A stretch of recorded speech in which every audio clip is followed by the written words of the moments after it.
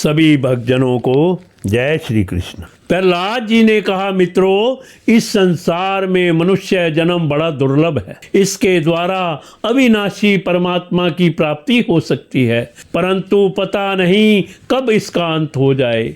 इसलिए बुद्धिमान पुरुष को बुढ़ापे या जवानी के भरोसे ना रहकर बचपन में ही भगवान की प्राप्ति कराने वाले साधनों का अनुष्ठान कर लेना चाहिए। इस मनुष्य जन्म में श्री भगवान के चरणों की शरण लेना ही जीवन की एकमात्र सफलता है, क्योंकि भगवान समस्त प्राणियों के स्वामी, सुहृद, प्रियतम और आत्मा है। भाइयों, इंद्रियों से जो सुख भोगा जाता है वह तो जीव चाहे जिस योनि में रहे प्रारब्ध के अनुसार सर्वत्र वैसे ही मिलता रहता है, जैसे बिना किसी प्रकार का प्रयत्न किए निवारण करने पर भी दुख मिलता है। इसलिए सांसारिक सुख के उद्देश्य से प्रयत्न करने की कोई आवश्यकता नहीं है, क्योंकि स्वयं मिलने वाली वस्तु के लिए परिश्रम करना आयु और शक्ति को व्यर्थ गंवाना है।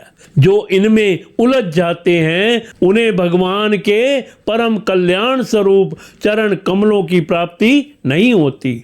हमारे सिर पर अनेकों प्रकार के भय सवार रहते हैं, इसलिए यह शरीर जो भगवत प्राप्ति के लिए पर्याप्त है, जब तक रोग शोक दिग्रस्त होकर मृत्यु के मुख में नहीं चला जाता, तभी तक बुद्धिमान पुरुष को अपने कल्याण के लिए प्रयत्न कर लेना चाहिए। मनुष्य की पूरी आयु 100 वर्ष की है। जिन्होंने अपनी इंद्रियों को वश में नहीं कर लिया है, उनकी आयु का आधा हिस्सा तो यूं ही बीत जाता है, क्योंकि वे रात में घोर तमोगुण अज्ञान से ग्रस्त होकर सोते रहते हैं।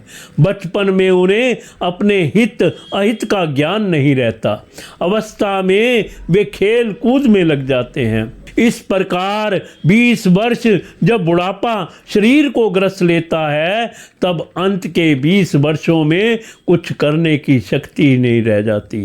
रह गई बीच की कुछ थोड़ी सी आयु, उसमें कभी ना पूरी होने वाली बड़ी बड़ी कामनाएं हैं, बलात् पकड़ रखने वाला मोह है और घर द्वार की वह आसक्ति है, जिससे जीव इतना उलझ जाता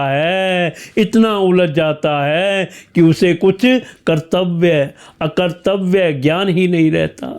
इस प्रकार बची खुची आयु भी हाथ से निकल जाती है। दैत्य बाल को जिसकी इंद्रियां वश में नहीं है, ऐसा कौन सा पुरुष होगा जो घर गृहस्थी में आसक्त और माया ममता की मजबूत फांसी में फंसे हुए अपने आप को उससे छुड़ाने का साहस कर सके।